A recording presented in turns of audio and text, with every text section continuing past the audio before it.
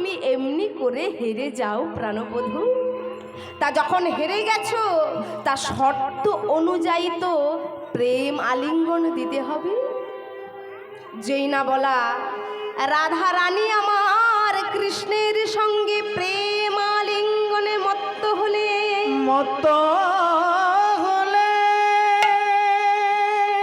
এমন ভাবে প্রেম আলিঙ্গনে মত্ত হলে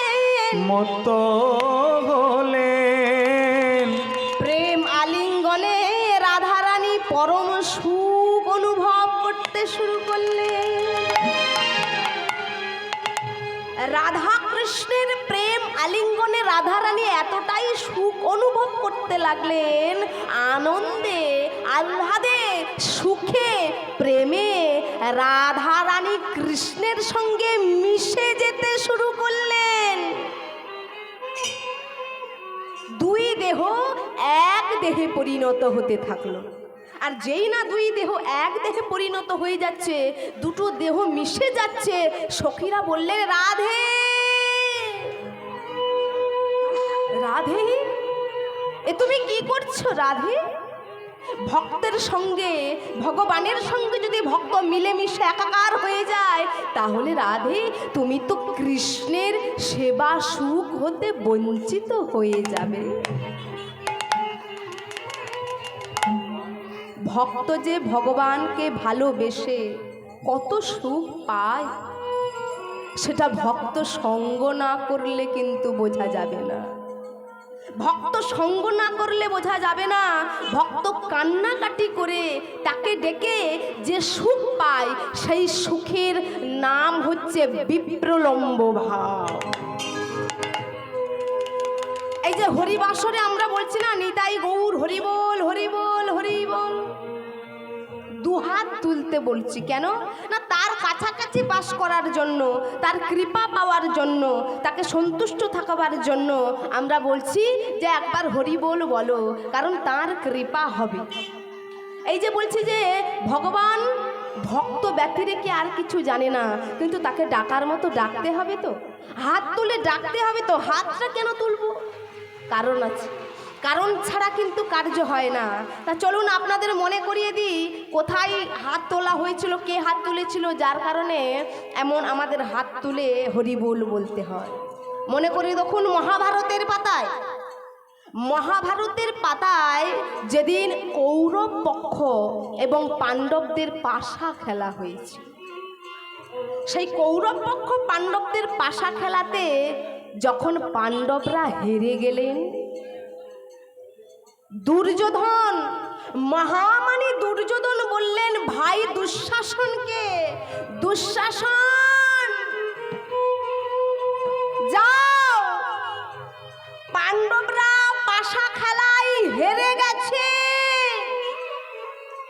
যাও পঞ্চ পাণ্ডবের পত্নী দ্রৌপদীর কেশ আকর্ষণ করে টানতে টানতে ভরা রাজ সভায় নিয়ে এসো। যেই না বলা দুঃশাসন চলে গেল। দুর্যোধনের কথা অনুসারে রজস্বলা দ্রৌপদীকে এই হেরে গেছে বলে পাঁচজন স্বামী তাকে কিন্তু কেশ আকর্ষণ করে টানতে টানতে নিয়ে এলেন ভরা রাজসভায়। আর যেই না ভরা রাজসভায় নিয়ে এসেছে, প্রথমে দ্রৌপদী বুঝতে পারেনি, কিছুক্ষণ পরে একটু যখন সমস্ত কিছু বুঝতে পারলেন কি হতে চলেছে, তখন কিন্তু সর্বপ্রথমে ছুটে গিয়েছিলেন পিতামহ ভীষ্মের কাছে। মন দিয়ে আস্বাদন করবেন। পিতামহ ভীষ্মের কাছে যখন সিংহাসনে বসে আছেন ভীষ্মদেব, ছুটে গিয়ে তাড়াতাড়ি করে দ্রৌপদী পিতামহ ভীষ্মের চরণে দণ্ডবোধ প্রণতি নিবেদন করেছে। পিতামহ, আপনি যেরকম কৌরবদেরও পিতামহ, আপনি তো তেমন পাণ্ডবদেরও পিতামহ। তাহলে দেখুন, আপনি ভালো করে দেখুন, আপনি তো বীর, আপনি তো পরম সৈনিক, আপনি তো ব্রহ্মচারী। তাহলে দেখুন না, আজকে আমার স্বামীরা পাশা খেলায় হেরে গেছে বলে আমাকে, আমি হচ্ছে কুলের কুলবধূ, আমি রজস্বলা, আমাকে টানতে টানতে নিয়ে এসেছে কেশ আকর্ষণ করে। পিতামহ, আপনি বলুন না, আপনি বলুন না, আপনি বললে এরা আমায় ছেড়ে দেবে? আপনি বলুন। হ্যাঁ হ্যাঁ, আপনি পারবেন। আপনি বলুন না, ওরা যেন আমার লজ্জাটা হরণ না করে দেয়। যেই না দ্রৌপদী ওর মনের কথা বললেন, পিতামহ ভীষ্ম সেদিন মাথাটা নিচু করে নিয়েছিলেন।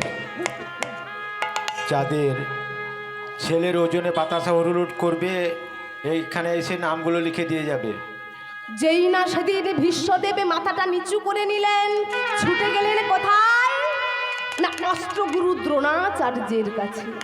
অস্ত্রগুরু দ্রোণাচার্যের কাছে গিয়ে বলছে, গুরুদেব গুরুদেব, আপনি তো পাণ্ডবদেরও গুরু, কৌরবদেরও গুরু, আপনি পরম সৈনিক, আপনি বীর, আপনি সাত্বিক ব্রাহ্মণ, বলুন না বলুন না ওনাদের,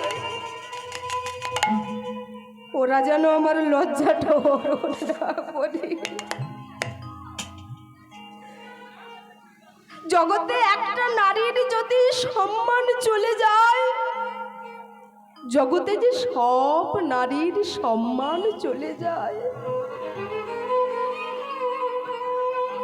গুরুদেব, আপনি একবার বলুন ওদেরকে, যেন ওরা আমার সম্মানটা নষ্ট না করে। সর্বকথা শুনে অস্ত্রগুরু দ্রোণাচার্য কিন্তু সেদিন মাথাটা নিচু করে নিয়েছিলেন। যখন দেখলেন কথা কেউ শুনছে না, ছুটে গেলেন কুল মাতা শতপুত্রের জননী গান্ধারীর কাছে।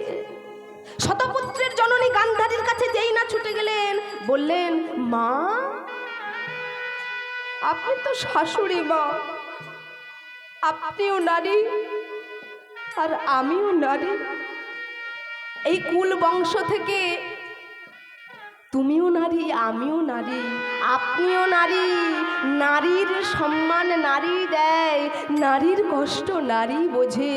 তাহলে মা, তোমারই তো ছেলে, তোমারই তো ছেলে, বলো না মা, বলো না, ওদেরকে বলো, তুমি মা, তোমার কথা শুনবে, বলো যেন আমার সম্মানটা হানি না করে। মা, তুমি বলো, তুমি বলো মা, তুমি বলো।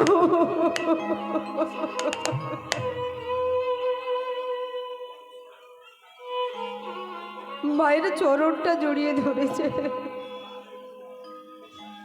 মা, আমি এতবার করে বলছি, মা একবার তুমি বলে দাও না, ওরা তো তোমার সন্তান, দুর্যোধন, দুঃশাসন, দুঃশল, 100 তোমার পুত্র, 100 জন, ওদেরকে তুমি বললে আমাকে লজ্জার হাত থেকে বাঁচাবে।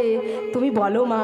এতবার করে বলা সত্ত্বেও কিন্তু সেদিন শতপুত্রের মাতা গান্ধারীও মাথাটা নিচু করে নিয়েছিলেন। চলে গেল 5 জন স্বামীর কাছে। আপনারা জানেন, আমরা জানি যে স্বামী কি করে? স্ত্রীর সুরক্ষা প্রদান করে, স্ত্রীর সুরক্ষা প্রদান করে, স্ত্রীর ভালো মন্দ দেখে, সকলে বিপদ হতে রক্ষা করে। তা 5 জন স্বামীর কাছে গিয়ে বলছে, তোমরা তো আমার 5 জন স্বামী, তোমরা কি কেউ পারবে না আমাকে এমন লজ্জাহীনতার হাত থেকে রক্ষা করতে? তা তোমরা যদি না পারো, তাহলে আমি স্বামী বলছি কেন? কারণ তোমরা তো আমাকে কোনো সুরক্ষা দিতে পারছো না। কারণ দ্রৌপদী মনের ভিতরে ভরসা ছিল যে এ বাঁচাবে, এ না বাঁচালে সে বাঁচাবে, সে না বাঁচালে ও বাঁচাবে। বিশ্বাস ছিল, বাবা না বাঁচালে মা বাঁচাবে, মা না বাঁচালে স্বামী বাঁচাবে, স্বামী না বাঁচালে ভাই বাঁচাবে। যখনই এমন বলা, রাজসভায় ভগবান কৃষ্ণচন্দ্র রুক্মিণীকে নিয়ে বাবা পাশা খেলা খেলছিলেন দ্বারকাতে। আর যেই না সেখানে খেলা খেলছেন, গুটিটা ছুঁড়ে দিয়ে বলে উঠলেন, নয় নয় নয়।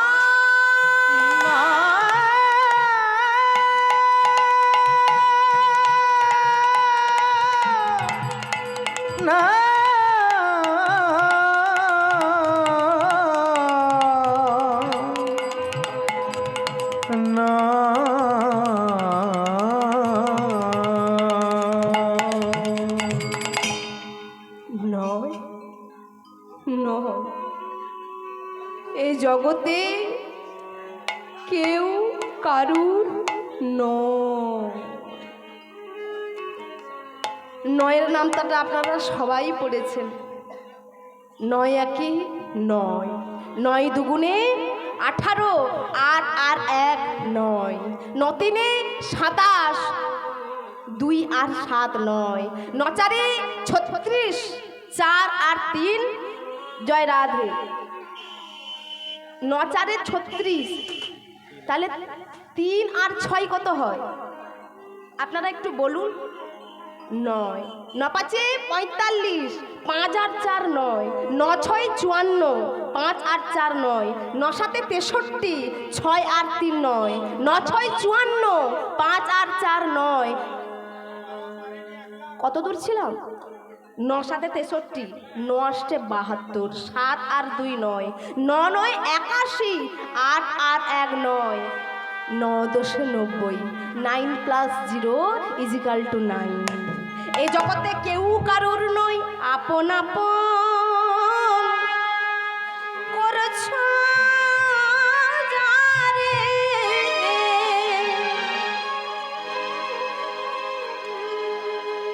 ওগো আপন আপন করছ যারে, কেউ তো কারুর নয়, বলো দয়াময়। তুমি আপন আপন করছো জানে, সে তো আপন নয়, কেউ তো কারো নয়, মগো কেউ তো কারো নয়। ভাই বলো বন্ধু বলো,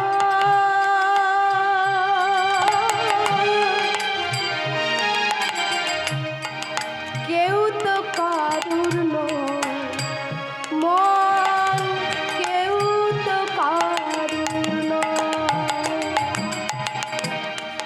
ভাই বলো বন্ধু বলো, কেউ তো কারো নয়, প্রেমন কেউ তো কারো নয়। আপন আপন করছ যারে, কেউ তো কারুর নয়, বলো দয়াময়, মন, বলো দয়াময়, বলো দয়াময় রে মন, বলো দয়াময়। নয়, কেউ নয়। দ্রৌপদী সবার কাছে যাচ্ছে, পিতামহ ভীষ্মের কাছে, অষ্টগুরু দ্রোণাচার্যের কাছে, পঞ্চস্বামীর কাছে, কিন্তু সবার কাছে যাচ্ছে, কেউ তাকে বাঁচালো না, কেউ তার লজ্জাহীনতা থেকে বাঁচালো না। কিন্তু ভগবান দ্বারকার রাজ সবাই বসে বসে ভাবছে, দ্রৌপদী তুমি তো সবার কাছে যাচ্ছ, তুমি তো সবাইকে ডাকছো,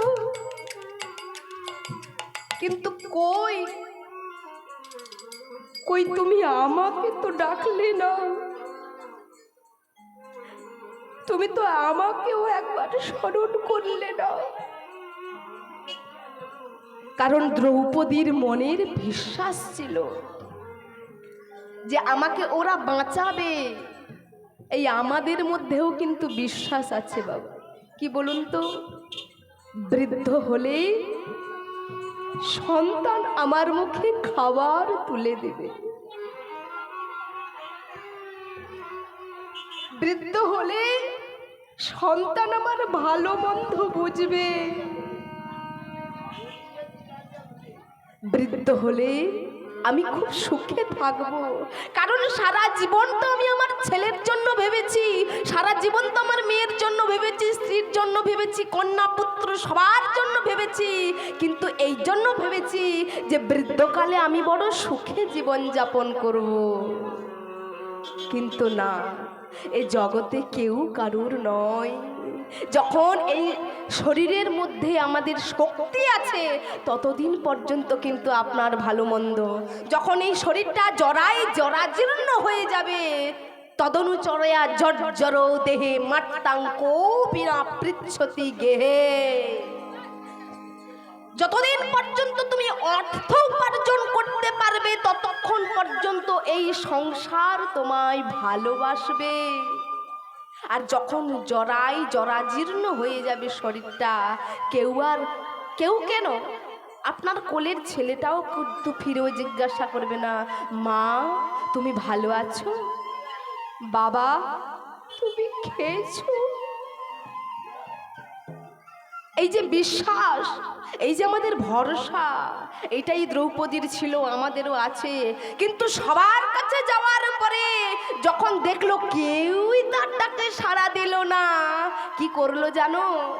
দুঃশাসন তার কাজ শুরু করে দিয়েছে। দ্রৌপদীর বস্ত্র হরণের কাজটা যখন শুরু করে দিয়েছে, দুটো হাত তুলে যখন ডাকলেন, সখা সখা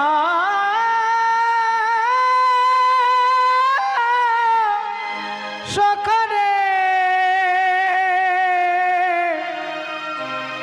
ও সখা দেখা দে রে, ও সখা দেখা দে।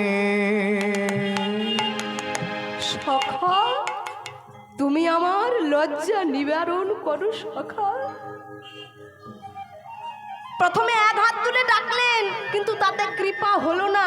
যেই না লজ্জা, সমস্ত কিছু লাজ লজ্জা অপমান সম্মান সব কিছু তার চরণে নিবেদন করে ডাকলেন, সকল কিছু তার চরণে উজাড় করে দিয়ে দুটো হাত তুলে ডাকলেন, সখা তুমি ছাড়া আর কেউ নাই, তমেব মাতা চ পিতা, তমেব বন্ধুশ্চ সখা, তমেব বিদ্যা দ্রবিণং, তমেব সর্বং মম দেব দেব। তুমি ছাড়া আর কেহ নাই, তুমি ছাড়া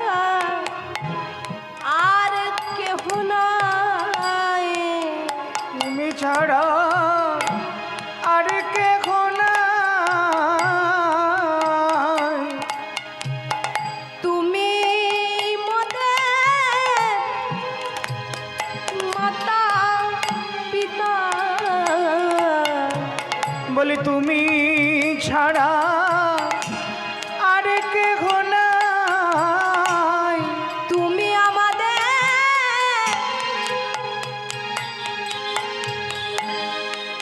শুধু আপনার নয়, আমার নয়, দ্রৌপদীর নয়, এ জগতের যিনি পিতা, বিশ্ব পিতা, তিনি হচ্ছেন অমৃত, আর আমরা হচ্ছি সবাই মিলে অমৃতের সন্তান। সবার পিতা তিনি হলেন বিশ্ব পিতা, বিশ্ব ব্রহ্মাণ্ডের স্রষ্টা, আর বিশ্ব ব্রহ্মাণ্ড যার চরণ তলে বর্তমান। বললেন তুমি আমার মাতা পিতা, রক্ষা করতে পারলে তুমিই রক্ষা করবে। যেই না বলা বাবা, এক ডাকে দ্বারকার রাজসভায় খেলা খেলছিলেন, দ্রৌপদী যখন এক ডাক দিয়েছে আত্মসমর্পণ করে দুই হাত তুলে, তখন কিন্তু এক ডাকে ভক্তের ভগবান, ভক্ত বৎসল ভগবান ছুটতে ছুটতে ছুটতে ছুটতে এলেন কোথায়? কৌরবদের রাজসভাতে দ্রৌপদীর কাছে। দ্রৌপদীর কাছে এসে দ্রৌপদীকে এমন বস্ত্র দিলেন না, ওই দুঃশাসন টেনে টেনেও তার ঘাম বেরিয়ে গেল, একেবারে নিস্তেজ হয়ে গেল, তথাপিও কিন্তু তার সেই বস্ত্র হরণ সে করতে পারলেন না। ভৃগুমুনি নাম রাখে জগতের হরি, ভৃগুমুনি নামে রাখে জগতের হরি, পঞ্চমুখে সেই নাম গান ত্রিপুরারি, পঞ্চমুখে গান ত্রিপুরারি। তার নাম স্মরণ করতে হবে, তাকে ডাকতে হবে। তবে বাবা আপনাদের মনে প্রশ্ন জাগছে না, আমরা তো দুহাত তুলে ডাকছি, কই আমাদের ডাকে তো ভগবান আসছে না। দ্রৌপদী ডাকলো, দ্রৌপদীর কাছে চলে এলো, আমরাও তো হাত তুলে ডাকি, কই আমাদের ডাকে তো আসছে না ভগবান। কেন না, ভগবানের কৃপা। কৃপা কথাটার অর্থ হচ্ছে বাবা করে পাওয়া। কৃপা কথাটার অর্থ হচ্ছে করে পাওয়া। আজকে যে দ্রৌপদী পেল, করে পেতে হয়েছিল। কি করেছিল মনে করুন, যেদিন শিশুপালকে ভগবান তার সুদর্শন চক্র দিয়ে হত্যা করেছিল, শিশুপালকে বলেছিলেন যে আমি তোমার 100টা অপরাধ ক্ষমা করব, কিন্তু 101 যখন অপরাধ হয়ে যাবে তখন কিন্তু আমি তোমাকে ক্ষমা করতে পারবো না। তা যেদিন 101 অপরাধ হয়ে গেছিল সেদিন কিন্তু শিশুপালকে সুদর্শন চক্র দিয়ে হত্যা করেছিলেন। আর সুদর্শন চক্রকে হত্যা করার সঙ্গে সঙ্গে সুদর্শন চক্রের আঘাতে ভগবান শ্রী বিষ্ণুর অঙ্গে অর্থাৎ হাতের একটা আঙুল কেটে গিয়েছিল। আর যেই না আঙুল কেটে দিল, সবাই মিলে খুঁজছে। মাতা কুন্তি, যত নারী ছিল সবাই মিলে এদিক ওদিক সবাই কাপড় খুঁজছে, কিন্তু কেউ কাপড় পেল না, কি খোঁজার সময় পর্যন্ত দিল না। কি করলো জানো তো দ্রৌপদী? সেই দ্রৌপদী নিজের নূতন বস্ত্রটা ছিঁড়ে দিয়ে আমার গোবিন্দের সেই সুন্দর হস্তে বেঁধে দিয়েছিলেন। সেই দিনই ভগবান আমার বলেছিলেন, ওগো দ্রৌপদী, আজ যে তুমি আমার অঙ্গে বসনে দিলে, এই বসনের একটি সুতোর মূল্য আমি তোমায় সময় মতো বুঝিয়ে দেব। যেদিন তোমার বসনের প্রয়োজন হবে সেদিন আমি শত শত বসন দেব। শত শত বসন দেব, আমার কৃপা পটেশন হবে, আমি শত শত বস্ত্র দেব। শোন দ্রৌপদী তোমায় বলি, আমি শত শত বস্ত্র দেব। আহা শোন দ্রৌপদী তোমায় বলি, আমি শত শত বস্ত্র দেব। আস্তে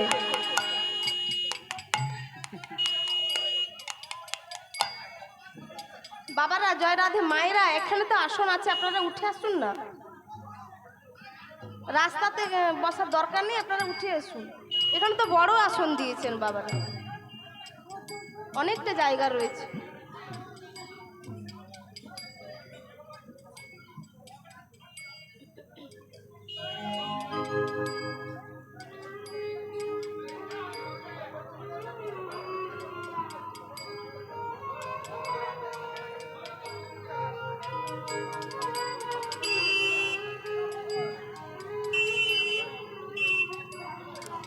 জয় রাধে, জয় নিতাই।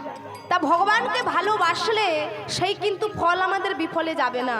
আজকে এখানে বসে আছি, কীর্তন শুনছি, এর ফল কিন্তু ভগবানকে দিতেই হবে। তবে তার চরণের সমস্ত কিছু আত্মসমর্পণ করতে হবে, সমস্ত কিছু নিবেদন করতে হবে। তা চলুন, কোথাতে রাধারানী মিশে যাচ্ছিলেন, সখীরা বললেন যে তুই যদি মিশে যাস তাহলে তো তুই তো ভক্ত হয়ে ভগবানের সেবা সুখ হতে বঞ্চিত হবি। তাই আমরা বলছি রাধে তুই এই মিলনে ছেড়ে দে। যেই না বলা রাধারানী আমার সখীদের কথা মতো মিলনটা ছেড়ে দিলেন। আর যেই না ছেড়ে দিলেন, যেই অংশটা এক হয়ে গেছিল কৃষ্ণের সঙ্গে রাধারানী, যে অংশটা এক হয়ে গিয়েছিল সেই অংশ কলিযুগে আমার নদিয়া নবদ্বীপে সোনার গৌরাঙ্গ হয়ে ফিরে। হরি বল, হরি বল, হরি বল। আর যেই অংশটা সখীদের কথায় ছেড়ে দিয়েছিলেন সেই অংশটা কলিযুগে এলেন কোথায়? রাধারানীর ভাবময় বিগ্রহ গদাধর।